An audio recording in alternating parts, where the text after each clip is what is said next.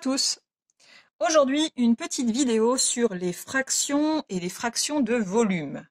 Alors, dans un premier temps, nous allons faire un rapide rappel sur les bases des fractions pour être sûr que tout le monde soit au clair.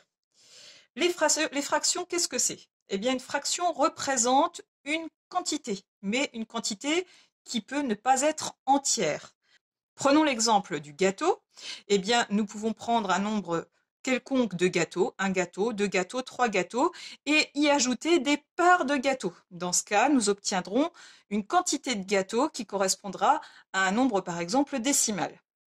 Alors, soyons clairs, la fraction s'écrit de cette manière avec une barre de fraction. Dans une fraction, il y a deux éléments.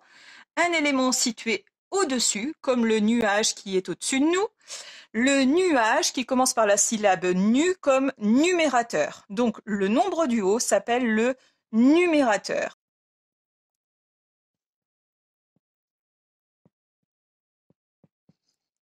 Le nombre du bas commence comme cette petite flèche qui indique le fait de descendre, c'est en bas, descendre qui commence par la syllabe D comme dénominateur.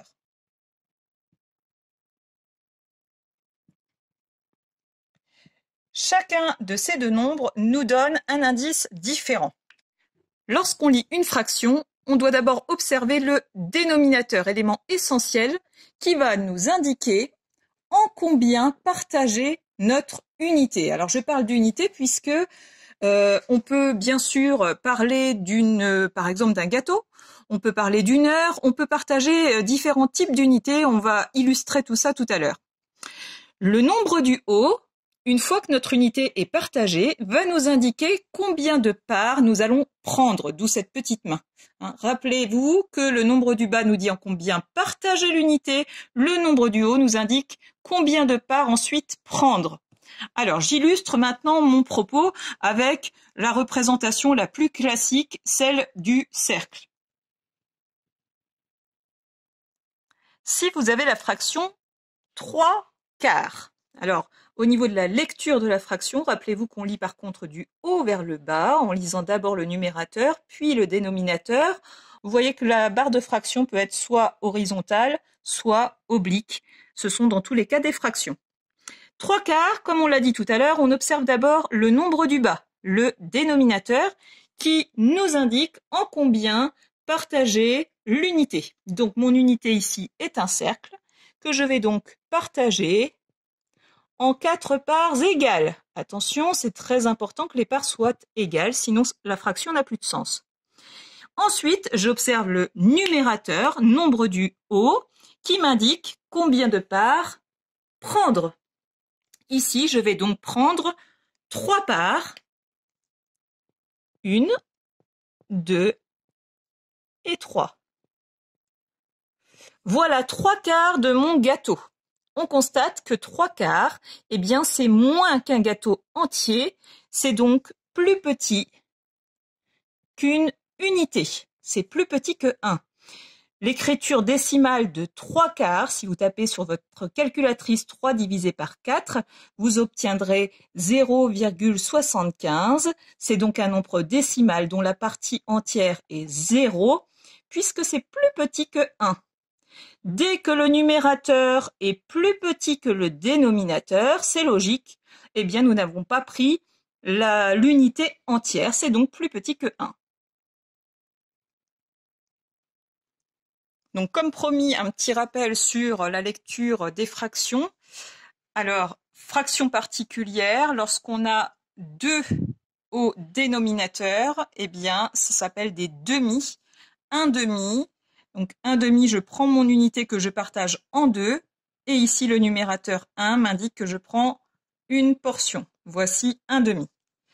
Ensuite, lorsque le dénominateur est 3, eh bien, nous parlerons de tiers. Ici, la fraction est donc 1 tiers. Je partage mon unité en 3 et je prends une portion. Voilà, 1 tiers. Ensuite, la fraction avec un dénominateur qui correspond à 4, nous appellerons cela le quart. 1 quart, je partage mon unité en 4 et je prends une portion, voilà 1 quart. Donc, vous pouvez constater que plus le dénominateur est petit et plus la portion est grande. Un demi est plus grand qu'un tiers et plus grand qu'un quart. Ensuite, pour toutes les autres fractions, eh bien, il suffira de rajouter ième, le suffixe ième à la fin pour lire la fraction 1/5, 1/6, 1/7, etc., etc. Toutes ces fractions étant à chaque fois de plus en plus petites, enfin la portion représentée étant de plus en plus petite, puisqu'à chaque fois, on partage notre unité par un nombre de plus en plus grand de parts. Pour mémoire, différentes fractions sont égales à 1. Si je prends par exemple 2 demi, cela signifie que je partage mon unité en deux et que je prends les deux parts, soit une unité entière. De la même façon, si je prends 3 tiers, je partage mon unité en 3 parts égales et je prends ensuite les 3 portions. J'aurai encore une unité entière. Même chose pour 4 quarts et on pourrait continuer ainsi pour différentes fractions. Je peux donc mettre le signe égal. 2 demi est égal à 3 tiers, est égal à 4 quarts, 5 cinquièmes, 6 sixièmes, etc. Toutes ces fractions sont égales à une unité. Comme nous l'avons dit tout à l'heure, si le numérateur est plus petit que le dénominateur, eh bien, nous aurons moins qu'une unité. Ce sera un résultat plus petit que 1. Si au contraire, le numérateur est plus grand que le dénominateur, nous aurons plus qu'une unité. Ici, mon unité est la barre. Elle vaut donc 1. Ici, j'ai partagé mon unité en 10 parts. Chaque part représente donc un dixième. Un dixième. Si j'assemble mes différents dixièmes, un dixième plus un dixième plus un dixième 10 fois, eh bien j'obtiens 10 dixièmes. Et comme nous l'avons dit tout à l'heure, lorsque le numérateur est égal au dénominateur, eh bien cela correspond à 1, à une unité entière. Donc ici, j'ai bien mon unité. Alors, les fractions nous permettent d'obtenir les nombres décimaux, c'est-à-dire les nombres à virgule. Ici, par exemple, eh bien, mon unité, je peux la représenter également de façon graphique. Voilà mon unité. C'est-à-dire que cela peut correspondre à 0, 1, comme si j'avais fait une loupe sur ma règle entre 0 cm et 1 cm. Ici, eh bien, je peux partager mon centimètre en 10. Alors, bien sûr, les parts doivent être égales. Moi, ici, je me sers des portions au-dessus pour indiquer approximativement mes parts égales. Ensuite, eh bien, nous allons pouvoir lire différents nombres. Si je prends par exemple 3 dixièmes. 3 dixièmes ici. Je peux l'écrire donc avec mon écriture fractionnaire. 3 dixièmes.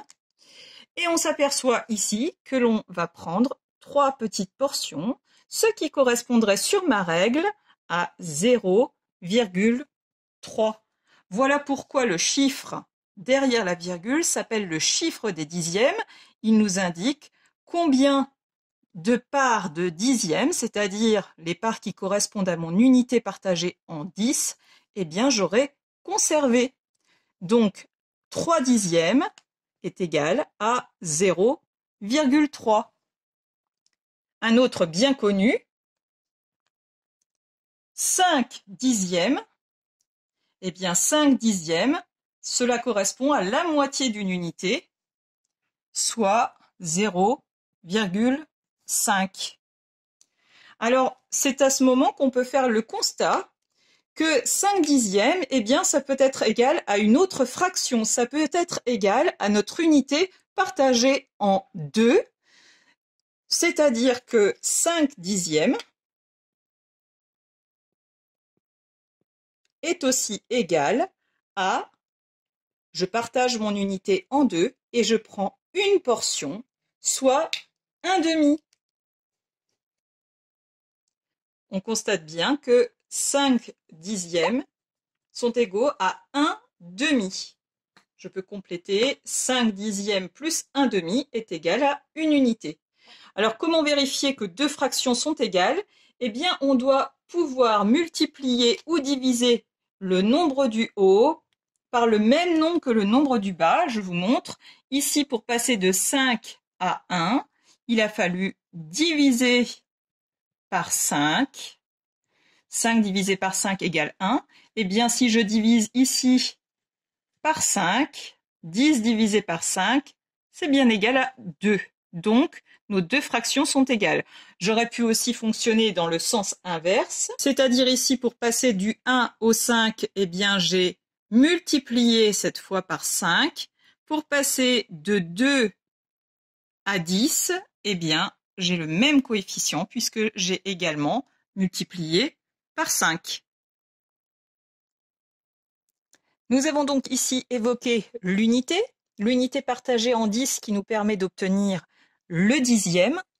Et si je partage ce dixième également en 10 portions égales, eh bien j'obtiendrai ici des centièmes.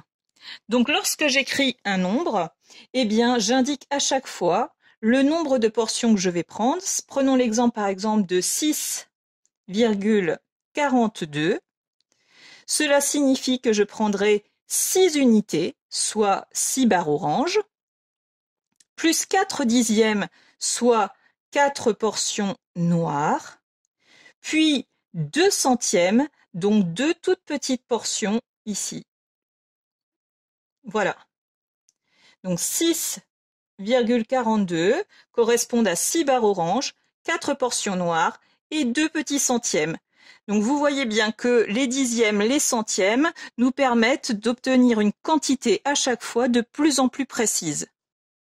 Ce tableau permet de matérialiser ce que nous venons d'expliquer. Prenons l'exemple du nombre 26,53. La virgule ici permet de séparer la partie entière, c'est-à-dire le nombre d'unités entières que nous aurons, et la partie décimale, c'est-à-dire les morceaux que nous allons ajouter. Ici, j'aurai donc les unités, c'est-à-dire 6 barres entières orange. 2 dizaines, c'est-à-dire des paquets de 10 barres, j'aurai 2 paquets de 10 barres. Donc ici, 6 unités et 2 dizaines. Le 5 nous indique le nombre de dixièmes, c'est-à-dire le nombre de portions noires, ici 5 dixièmes. Et le 3 nous indique le nombre de centièmes, c'est-à-dire les petites portions que nous avions tout à l'heure, violettes, d'un dixième partagé lui-même en 10. Alors on pourrait avoir des portions encore plus petites en partageant ce petit centième encore une fois en 10 et obtenir ainsi des millièmes. Un petit constat avant de passer aux fractions de volume. Notre unité peut donc être partagée en différents nombres. Ici, le dénominateur nous indique 2. L'unité a été partagée en 2 et cette portion représente une part sur les deux, soit un demi. La même unité a été partagée en 3. Ici, vous avez une part sur les 3, soit un tiers. Donc, une unité est égale à 2 demi, est égale à 3 tiers. Ici, les quarts, 4 quarts, 5 cinquièmes, 6 sixièmes, ici 8 huitièmes et enfin 10 dixièmes. Une situation plus scolaire avant de conclure et donc par la suite de visionner la vidéo concernant les fractions de volume. Alors ici, indiquer la fraction qui correspond aux parties grisées. Donc j'ai mis différentes formes pour que vous constatiez bien que l'unité peut être à chaque fois très différente. Ici, mon unité est partagée en 2. Et j'ai pris une portion, soit un demi. Ici, mon unité est partagée en beaucoup plus. 1, 2, 3, 4, 5, 6, 7, 8. Donc on a fait la moitié avec 8, ce qui fait 16 parts en tout. Par sécurité, 9, 10, 11, 12, 13, 14, 15, 16. 2 parts ont été prises. Le numérateur est donc 2, 2 seizièmes. Ici, une figure partagée en 6, pour laquelle nous avons pris 5 parts, soit 5 sixièmes. Une nouvelle figure partagée ici en 4 et 4, 8. 8 parts, le dénominateur est 8. Et nous en avons choisi 3, soit 3 huitièmes. Figure ici, 1, 2, 3, 4, 5, 6, 7, 8, 9, 10 parts. 1, 2, 3, 4, 5, 6 parts choisies, soit 6 dixièmes. Enfin, et je ne ferai pas la ligne suivante qui pourra simplement vous servir d'exercice d'entraînement si vous le souhaitez en faisant un arrêt sur image. Ici, 4 cases par colonne, 4 et 4, 8 et 8, 16, soit 16 parts. Le dénominateur est 16 et je prendrai 4 portions, 5, 6, 7, soit 7 16e. Deuxième exercice, exercice inverse. Ici, nous avons une fraction indiquée de 3 huitièmes. Je m'assure bien que ma figure est partagée en 8, ce qui est le cas, et je vais pouvoir colorier ou hachurer 3 parts sur les 8. Voilà, ce qui correspond ici à 3 huitièmes. Ici, 2 cinquièmes. J'ai bien ici 5 parts. J'en choisis donc, j'observe le numérateur, j'en choisis 2. 4 neuvièmes, j'ai bien 9 parts et j'en choisis 4. Donc 1, 2, 3, 4, toute la partie supérieure de mon triangle. 2 tiers, je choisis 2 parts sur les 3. Voilà, encore une fois, le reste de l'activité peut vous servir d'exercice pour vous entraîner. Ici, une activité encore différente, lire les fractions. Donc ici, rappelez-vous, la lecture se fait toujours du haut vers le bas, donc je lis mon numérateur, puis mon dénominateur en rajoutant ième si mon dénominateur n'est pas 2, 3 ou 4.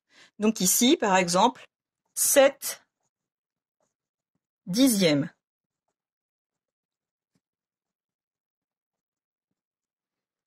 Ici, attention, dénominateur avec un 4, il fait partie des exceptions, 3 quarts.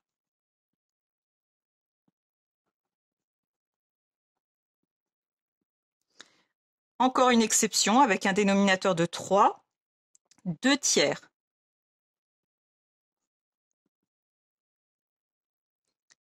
Un demi, très connu.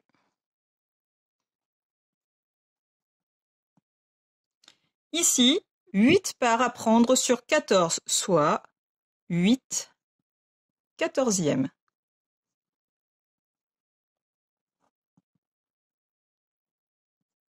Le reste pour vous entraîner. Enfin, exercice inverse, avoir des fractions indiquées en écriture avec des lettres et avoir à écrire l'écriture chiffrée. Un quart, eh bien, le premier mot ici m'indique le numérateur 1, le second m'indique en combien partager mon unité, 4. 5 vingtièmes, 11 treizièmes, 12 douzièmes. 12 douzièmes, je fais le constat qu'il s'agit tout simplement de 1. Voilà, eh bien écoutez, j'espère avoir été clair sur cette révision sur les bases concernant les fractions. La suite dans l'autre vidéo sur les fractions de volume.